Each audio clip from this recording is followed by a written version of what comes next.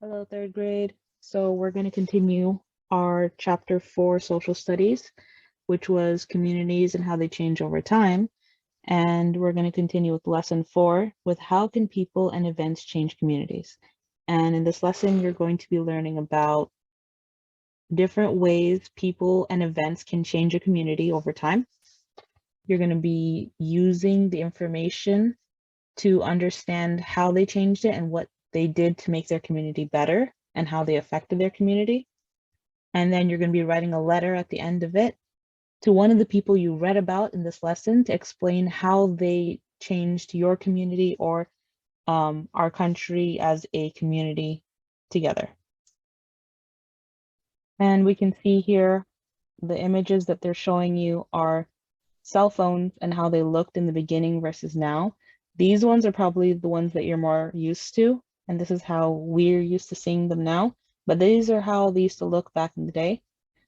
And depending on what year, they had different designs. So these are not even the oldest cell phones because the oldest ones were about 5 pounds and something. These are actually the mobile ones that didn't have to be connected to anything.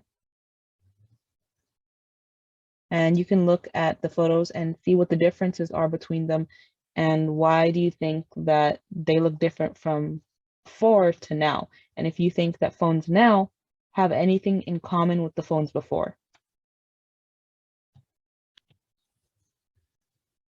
So the first thing we're going to do is make sure that we analyze the source, which means that we're going to be annotating our text, and we have to make sure that we're answering all of these inspect prompts.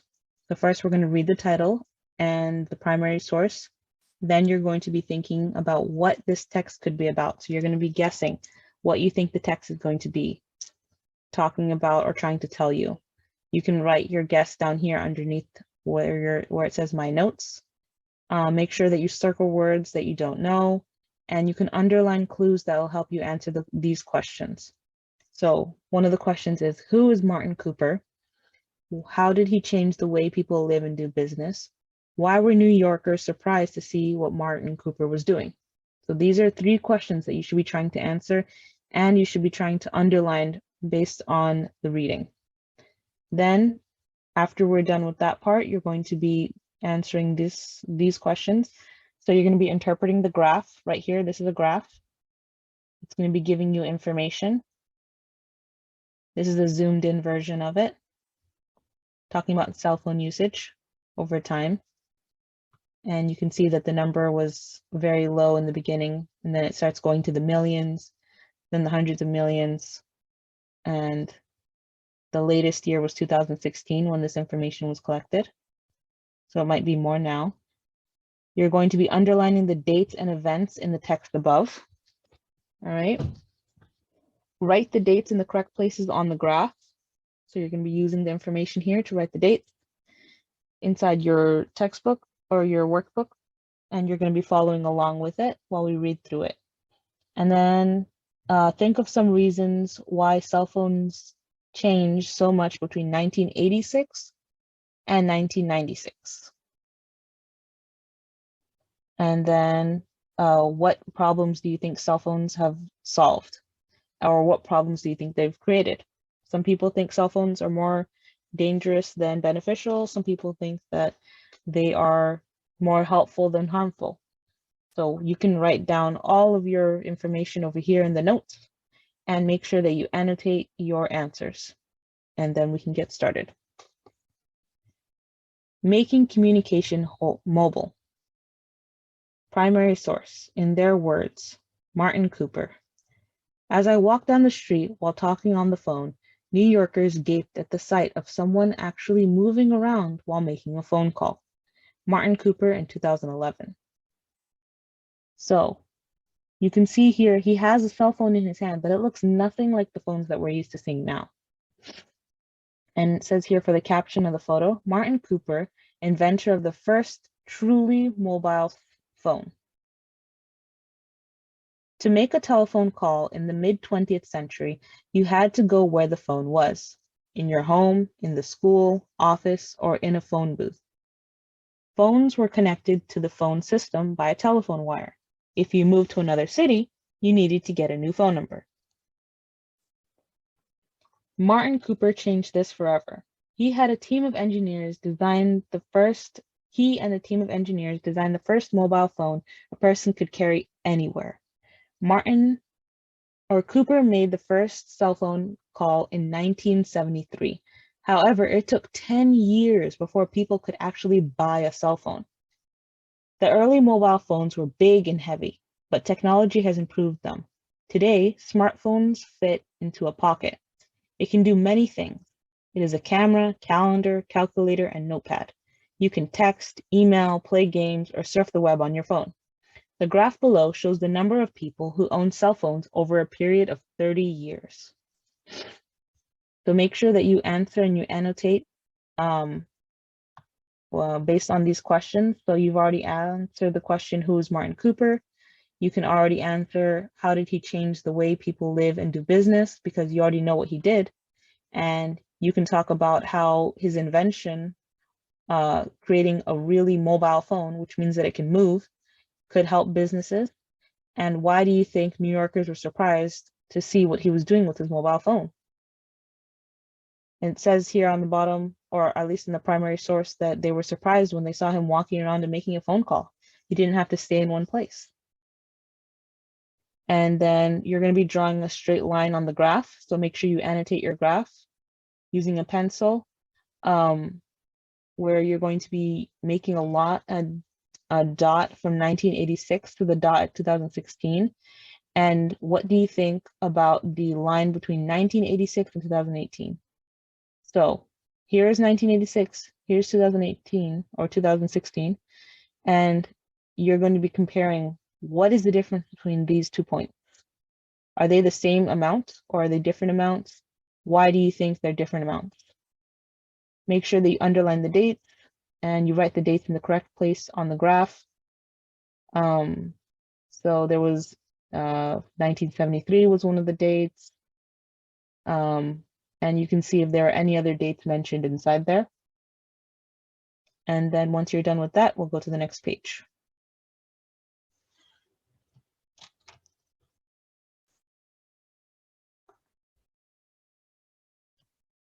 Now that you've finished annotating your first 2 pages, we're going to get started on the Explore Problem and Solution graphic organizer. And a problem is a situation that, if solved, will improve. A solution is a way to solve a problem. So you've done it with math, you've done it with science, where we have different situations and we're trying to get a certain thing done. And that's a problem in this case. A problem before could be that cell phones were very heavy and no one could afford them. And a solution is that Martin provided a way to make sure that everyone could actually travel with their phone and they didn't need to find a phone. And so that's one example. So you're going to read the text again, and you can figure out if there's any other problems that you notice there. And you're going to look for details. So you're going to be looking for information or sentences that say what the problems are and how they can be fixed. Because sometimes inside a text, they'll give you clues that say, oh, if we could make the car faster, or we could make the phone smaller. Those are solutions to the problem, which is that the phone is heavy or that you can only use it in certain places. And then the third thing you're going to do is find any solutions. So see if there was anything inside that text that said how the problem was fixed. So in this one, you're going to put a problem here based on the reading, which could be that if you moved to a new city, you had to have a new phone number, or if you didn't have a phone, you had to find a phone. And if you wanted to talk to someone and you didn't have a phone in your house, you had to go somewhere else to call. So that's a problem. You can choose any of the problems that we talked about over there on the other page. And then the steps to solve the problem can include the first cell phone being created, can include the cell phones not being expensive. It can include cell phones being affordable, or now they're able to actually be used without wires, so you don't have to just stay in one spot. And then they were created by who? So you already read on the previous page who created them. And then the solution is that now we have phones that we can use anywhere in the world. You can take a phone here, take it to the other side of the world, and it'll still work. You don't have to be connected to a wire. You don't have to go and find a phone, or make sure that your phone number is you can have the same phone number anywhere in the world if you want to. So these are all solutions to the problems that were on the previous page. Now we're going to get started on your textbook pages. So we have page 172 to 79 inside your textbook. And then inside there, we're going to be looking for clues and text evidence to answer the questions of problems people and communities face and solutions to those problems. And then these are the places you're going to take your notes. So here's a problem that they already gave you. African Americans were enslaved and treated unequally. We talked about this when we were talking about the civil rights and how inequality was normal in the United States before and in lots of places all over the world. And then another problem was that Thomas Edison and Helen Keller had to find ways to overcome disabilities. Helen Keller was mute, deaf, and I also believe blind. And Thomas Edison, his wife, if I recall correctly, was mute or was deaf. Then there were laws. Another problem was that laws treated African Americans unequally, and natural disasters caused destruction. So these are all problems that we're going to be looking out for inside the text. Then we're going to be looking for solutions to these problems down here. And if you see any that interest you, so if you chose the first problem, the second problem, the third problem, the fourth one, you can write down here the steps. What ways did they try to solve them? And then the last one is the solution, which was what did this happen? What caused, what was the actual fix to the problem? So we're going to be reading page 172 to 179, which is available on Google Classroom if you want to read along with it. And then once we're done, we'll fill this out and go to the next page.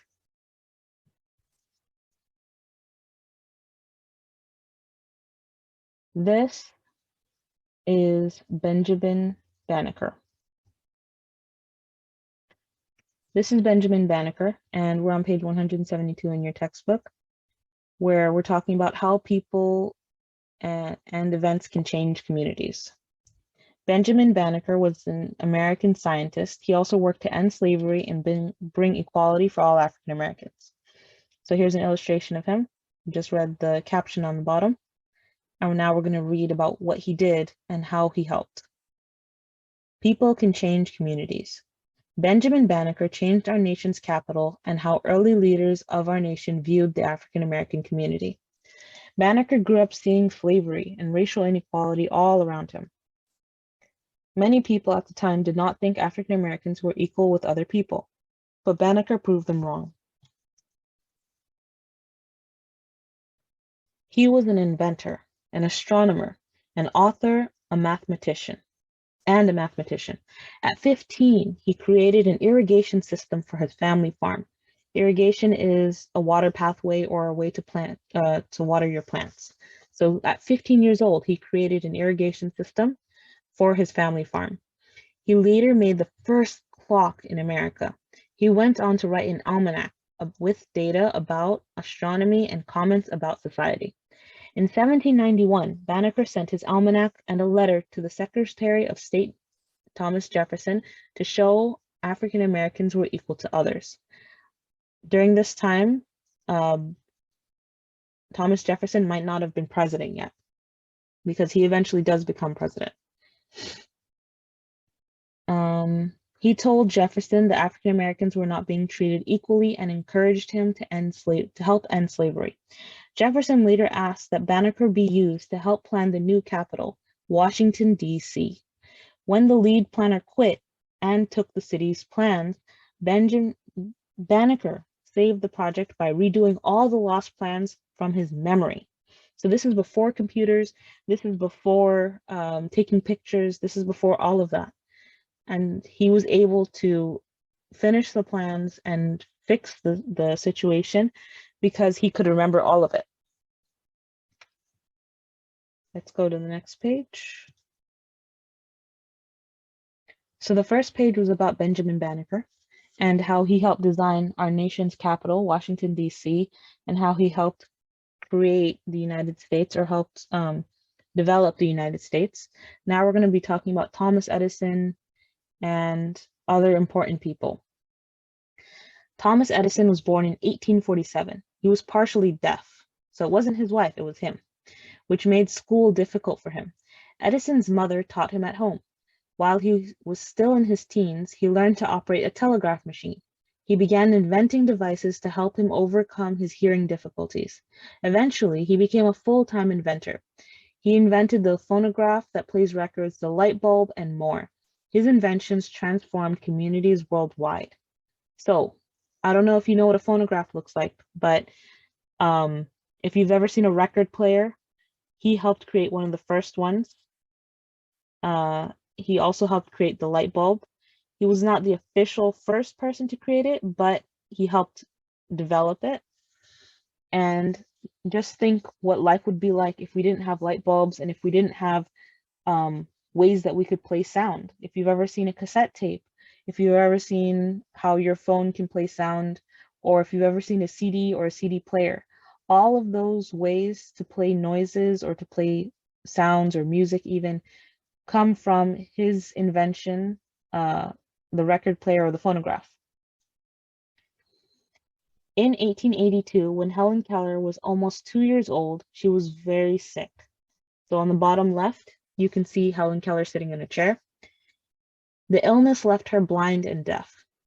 Her teacher, Anne Sullivan, used finger signals developed for deaf people. She spelled words into the palm of Helen Keller's hand. Helen learned to connect the signals to the things around her. She learned to read Braille, a writing system for blind people that uses letters made of raised dots. Eventually, Keller even learned to speak aloud. She went to college. Keller then became a writer, speaker, and leader for people with vision and hearing disabilities. Her life story and work showed that everyone should be treated as valuable members of our communities. Now we're on the next page, so 175, and we're talking about Harriet Tubman. Harriet Tubman escaped slavery by running away to Philadelphia. She was free, but she did not forget the people she left behind. She made many dangerous journeys to help enslaved people escape to freedom. She led them along a route called the Underground Railroad. During the Civil War, she was a scout, nurse, and spy. After the war, she took care of orphans and elderly people. Tubman's work touched many lives and changed many communities. So the underground route called the Underground Railroad wasn't actually underground, but because it was hidden, they called it the Underground Railroad. And what it actually was a bunch of people who agreed that slavery was wrong and wanted to help people or help African Americans escape by using their houses as shelters and hiding them from slave catchers or people that were hunting them. Now we're going to read about Rosa Parks. Slavery ended almost 50 years before Rosa Parks was born in 1913. However, African Americans were still treated unfairly. So this is after Harriet Tubman helped and the Civil War and all of that. Then Rosa Parks was born. However, African Americans were still treated unfairly. In Montgomery, Alabama, where Parks lived, there were laws forcing African Americans to ride seats at the back of the bus. One day in 1955, a bus driver told Rosa Parks to give her seat to a white man. She refused.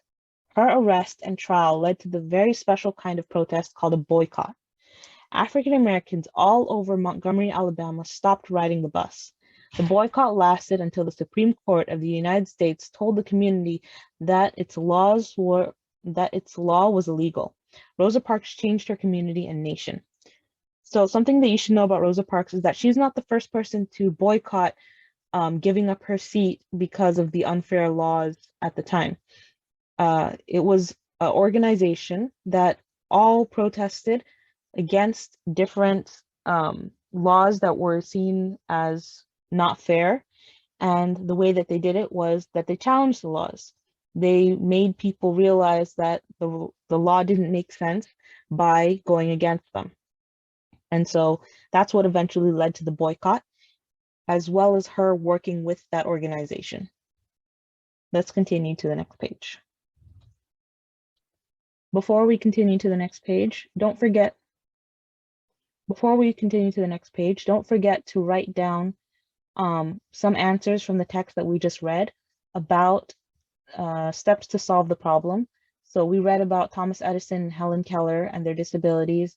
We read about how African Americans were enslaved and treated unequally with Harriet Tubman and Benjamin Banneker.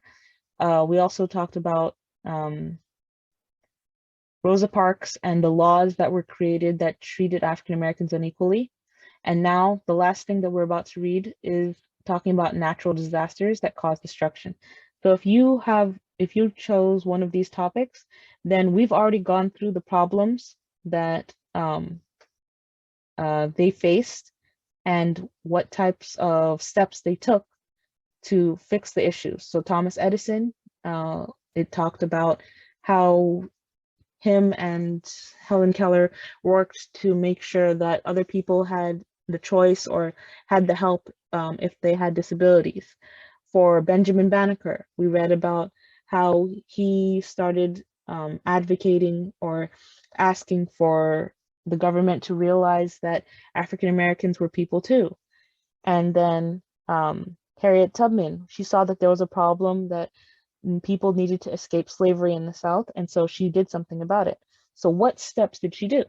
We just read about it. You can write that she helped people escape from slavery in the South using the Underground Railroad. And for Rosa Parks, she challenged the laws, the unfair laws, by working together with others to boycott and protest the laws that were in place. So all of these were steps that they took, and then the solutions would be how did different people solve their problems? So Thomas Edison and Helen Keller, what was the solution on the other page where it talked about how they wanted to help other people with disabilities have the chance to go to school and be treated equally? And for Rosa Parks, it talked about how once she was able to get attention, or once the groups were able to get attention and make people realize that the laws were unfair, how did they fix it? So that's what you're going to be writing for the solutions down here. Let's continue to the next page. So on the other page, we talked about how people affected their communities by seeing that there was a problem and then they wanted to fix it. And so that was what we were talking about on the other page, of how they solved the problems that they faced. But other things that can change communities are events. So something that happens in that community. And so we're going to be talking about it on here. And you can see from the title, events can change communities. Events can change communities as well. A natural disaster is one event that can impact a community. In 2017 to 2018, California experienced one of the largest wildfires in state history. The Thomas Fire burned 440 square miles. Thousands of people were evacuated from their homes. Let's see.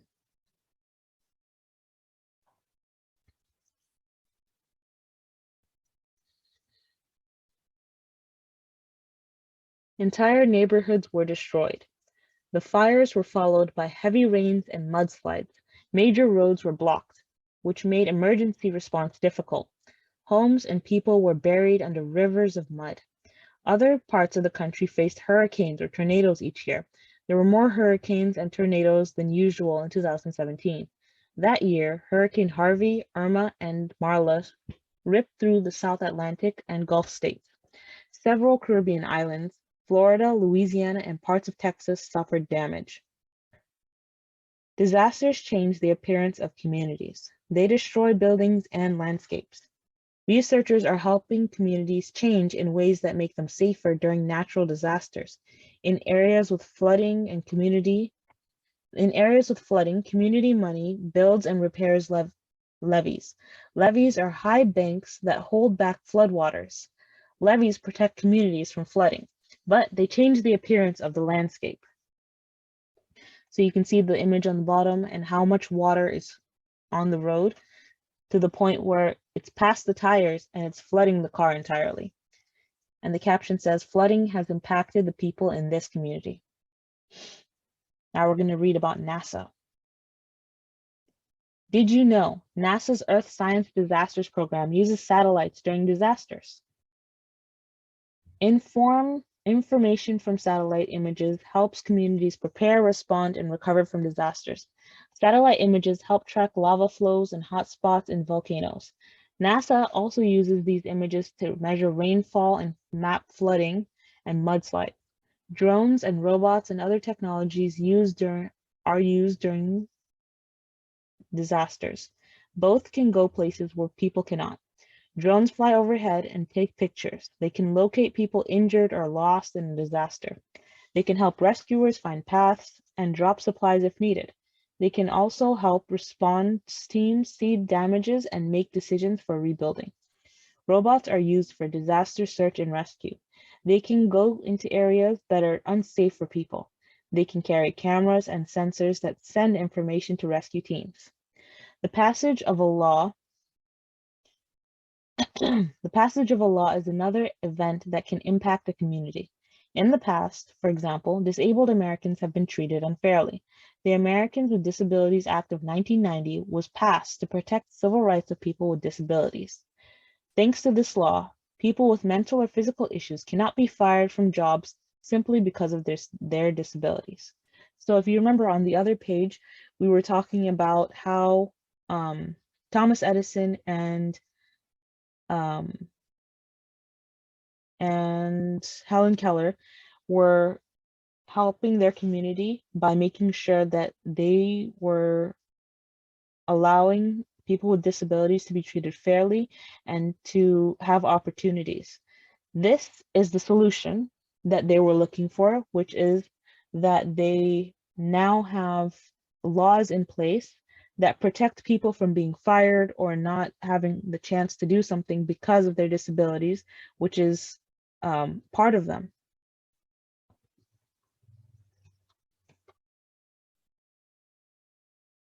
Now we're on the next page. Finding out about people and events. News sources are one way for you to learn about people and events in your community. News sources can tell about your community today or your community's past. Newspapers, websites, and television stations are just some of the ways people can get the news and connect with their communities. Many large cities have newspapers and websites that read across the country. Every day, newspapers publish articles about local, state, and national events. It helps keep people informed. Smaller communities also have newspapers, websites, and blogs. The newspapers may be printed about once a week. However, a newspaper's website may be updated more often. Local news sources are important because people need to know what's going on in their communities. You can stay involved with events even while traveling. And you've got an image of a laptop here with the caption, "Newspapers tell us what's going on in our community and in our nation." You may have noticed your parents watching the news, and this is how they stay up to date with what's going on around them. The national, state, and local governments have websites that give information about the types of services they provide.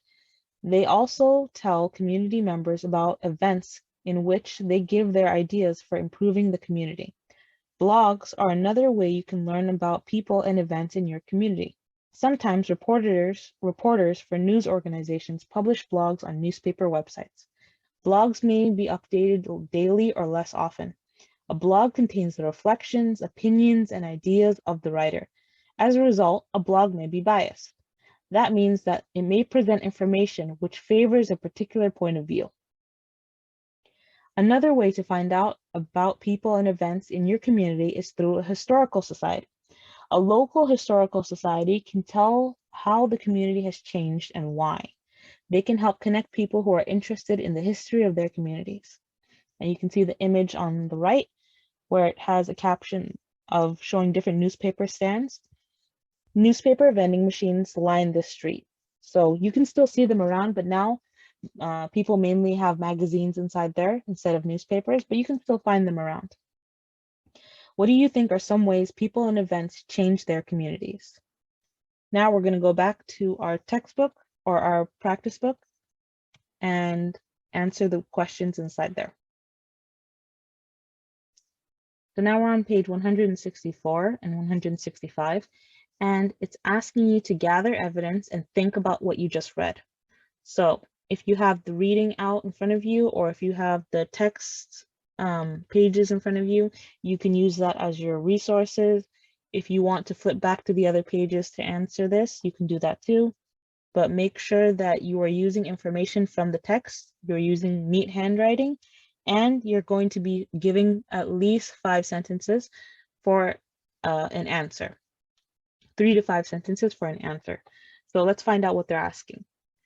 Write and cite evidence. So you have to show where you're getting your evidence from, if it says cite. It says, write a letter to one of the people you've learned about in this lesson. Tell this person how he or she has impacted your community. So we read about Benjamin Banneker, we read about Thomas Edison and his inventions and his disability, as well as Helen Keller and how she wanted education for people with disabilities and the chances to do things.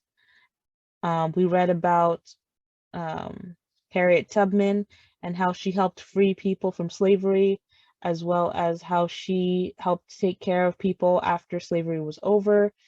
And we also read about cell phones and how they affect us today and what type of benefits they did or they gave us. These are just some of the people that we were reading about, and you can choose any one of the people that we read about to write a letter to, where you're going to be telling them that you learned about them and what you learned about them and how they helped improve the community, which means the community of the United States. To ask and tell them what their actions did for us now.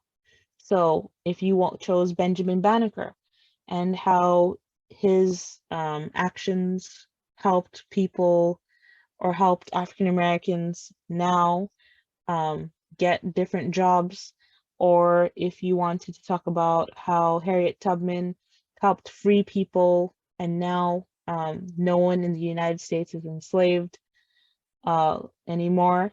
If you wanted to talk about Thomas Edison and his inventions and how he helped create sound devices, or if you want to talk about his invention of the light bulb, those are just some of the answers that you can put, but you need to explain why they are important and what they do for you now.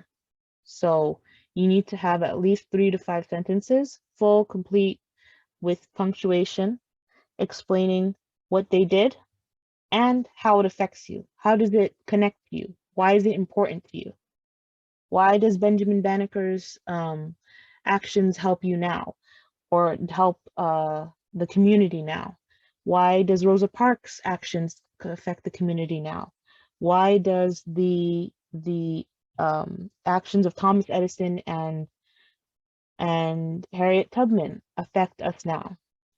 And so you can talk about it for the whole of the United States based on the information we just read.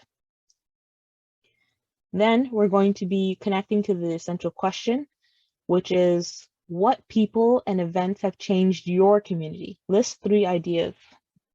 So we read about at least 3 to 4 people, maybe 5 even, and you're going to be listing which 3 you think were the most important, and you're going to be writing out who you think was the most important and why.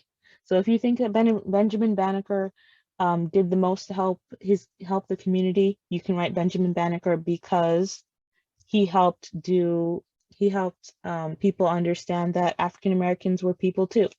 If you think that it was Thomas Edison and his invention of the light bulb, because now we can have light without having to use a candle or fire, then you can write him first. If you wanted it to be Helen Keller and you wanted to explain that she wanted equal rights for people with disabilities and the chances for them to do things, then you can write her first. Your job is to answer those 3 questions or fill in those 3 blanks with who you think are the most important from the people that we've read about and why.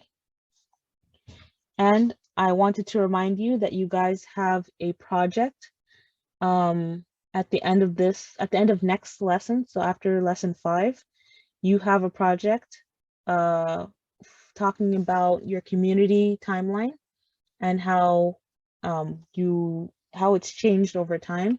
You were supposed to choose a community to research. You can choose your own town, your own country, or a state. You're talking about the history of that community. You're going to be talking about important events, so important things that happened that changed the growth of the community. Inside this lesson, inside the other lesson, we were talking about how transportation and shopping and all of those things affected the growth of the United States as a community. So if you were talking about the United States, you could talk about that. And then lastly, you were going to write a description of each event and place and tell why it helped the community grow. Then you were supposed to find images to use with each description. So make sure that if you are doing this project, that when you do it, you have to have images with it and explanation of the images. You can't just take a random picture and put it. You have to explain why that picture is connected to what you're talking about. And then you're going to be making a timeline. So the same way that you make a number line, you're going to be making a timeline of different pictures and explaining how things happen. So if it happened in the beginning, it's going to be on the left side of the timeline. And then you're going to put an arrow all the way to the right side of your paper where you can show what happened after that. And this is the end of lesson 4. So make sure that you have written all of your answers neatly, and we'll see you for lesson 5.